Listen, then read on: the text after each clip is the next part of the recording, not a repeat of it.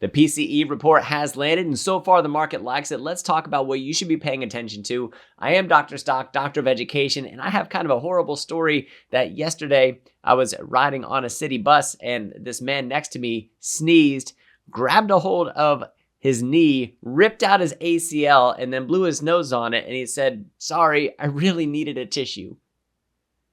I said it before, I'll say it again. Sometimes I think these dad jokes really aren't worth it. And I don't know, that one may have been a little bit dark, a little bit gory. I apologize. Was just a joke. Let's move on. PCE. Let's take a look at what we see for this. So the personal income and outlays has put out with it the personal consumption expenditures, the PCE report, coming in. Check this out at 0.2% month over month. That's great for core.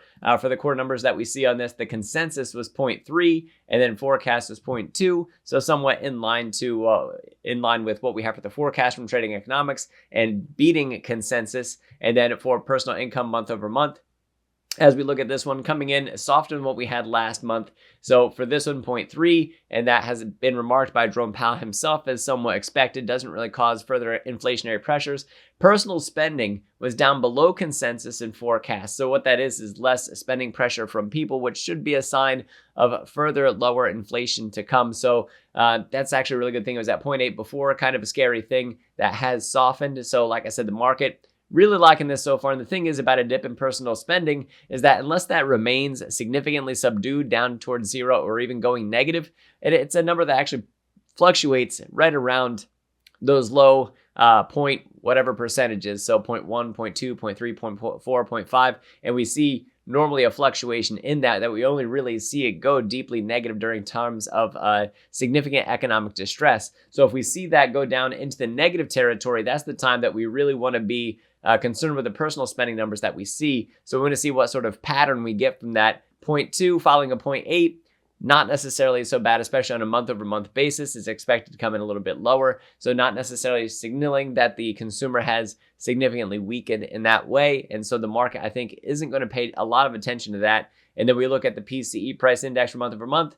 In this case, for everything, not just core. 0.3 also in line with consensus, 2.7 and 2.8 year over year. So staying low, I think at this point, rather than showing us anything higher, I think it's still been upward pressure for the markets. So let's go from there. We'll jump into the charts and we'll see what the market's doing with this thing. So let me actually go over to, let me fix it because right now it's frozen.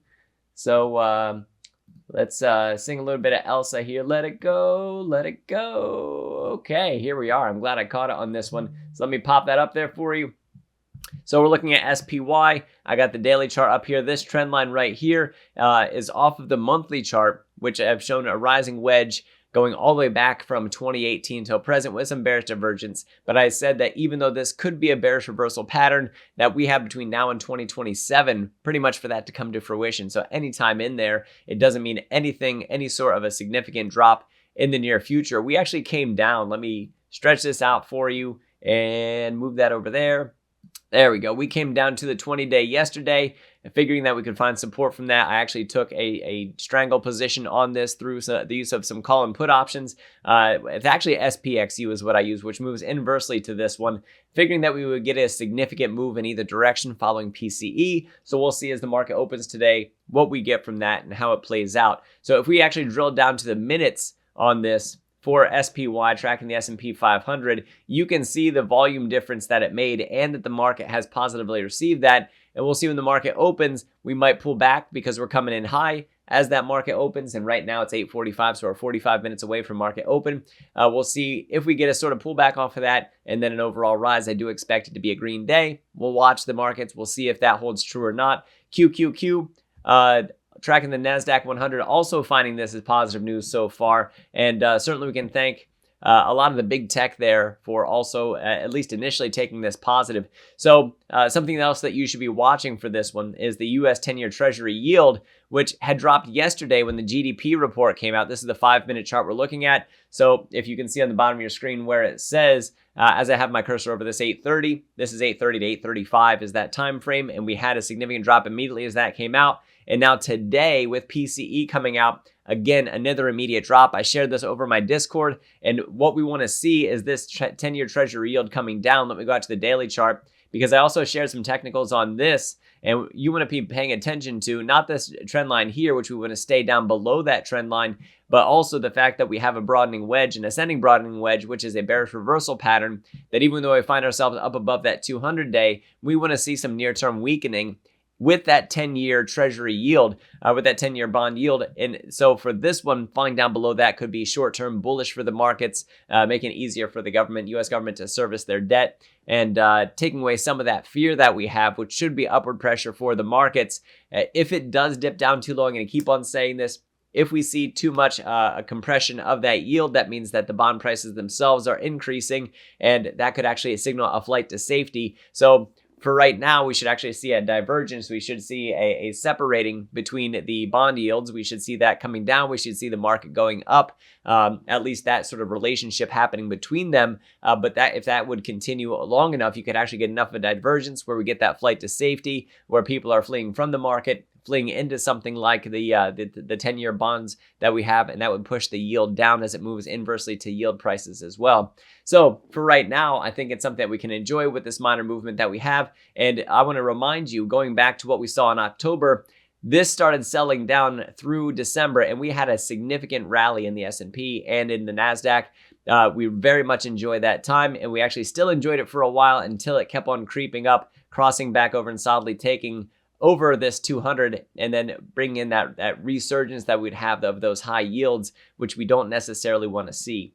Moving from there into end phase. So today's news, I said again, over in the Discord, you can find that link for the Patreon down in the description. Click that, sign up, see my buys and sells in the Discord. Also hear more immediately and more of a live sense from me over in the Discord as this news comes out. Let me step out of the monthly chart. We're going to go down to the hourly chart on end phase. So solar in general, this should do well for. So when we look at what we have for regular trading, that volume not so great for us, but if we actually get that off the screen, you can see that volume pop relative to what we had there.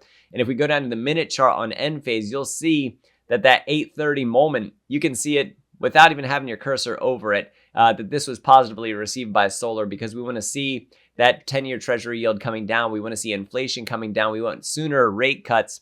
And that should also be reflected in the CME Fed Watch tool, which does lag by about 10 minutes. So it's 8:48. We should see that difference coming in, especially on the long tail of things. So let me put that up there for you since I mentioned it. There it is. That's the one that we want. So there's our CME Fed Watch tool. I'm sorry for the delay that we had there. So near term, it's not really affecting what we see coming up for their June meeting. If we move out to July, we might see a little bit of difference priced in there from yesterday to today. Right now, so far, not reflected. Maybe we're not quite seeing that priced in yet. Let's go out to longer term. Let's check out December on this one.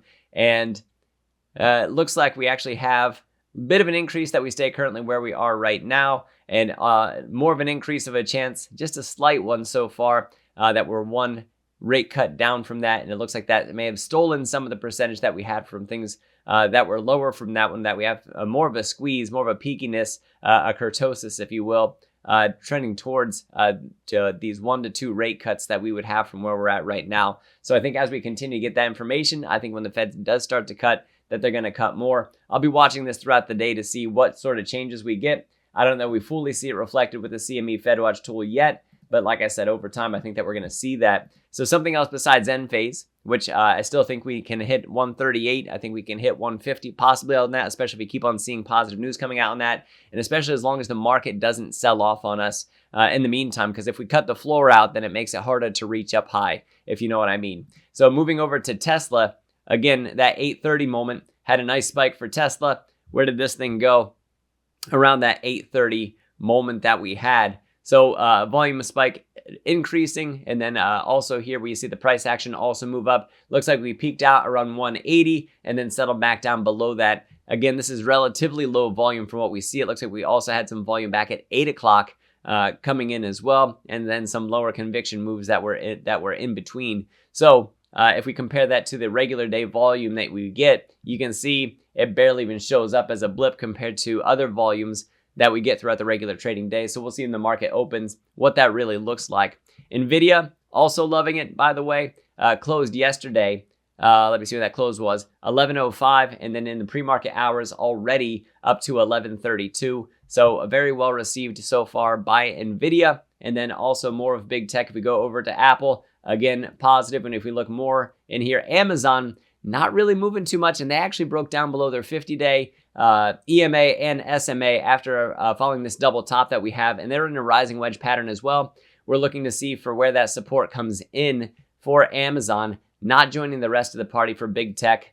Google has it in there that they're up about 0.5% in the pre-market hours. Same thing for Meta. Microsoft having quite a sale yesterday so that we can bounce pretty hard off of the support from the 50-day and the SMA and EMA. Those are the red and blue lines that we have here.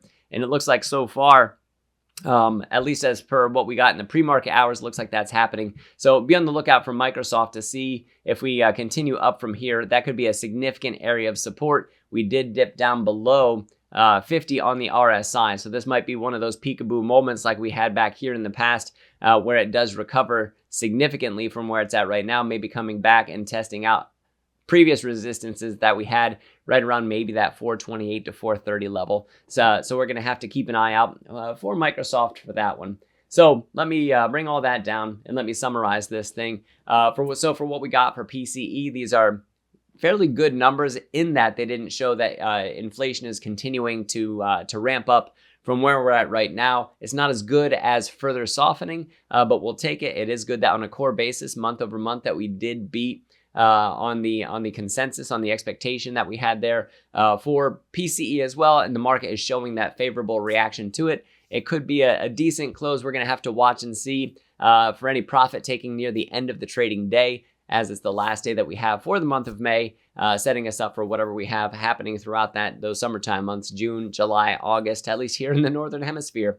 So should be a good day in the markets. Looking forward to what we have. If you want to see my buys and sells and how I'm playing this market, you can do so by using that link down in the description for the Patreon. Click sign up and join us over the Discord, because that is where I post my buys and sells and where it is and where I interact with the community members and they interact with each other. And if you want to learn to do technical analysis like I do, you can also find that link down in the description, and you can click that and then sign up for the course. And there's just hours upon hours of small piece, easy to digest information that can help take your trading game to the next level. As always, guys, I really do appreciate your time. I am Dr. Stock, Doctor of Education. Remember, my friends, that learning is earning, and we'll see you in the next video.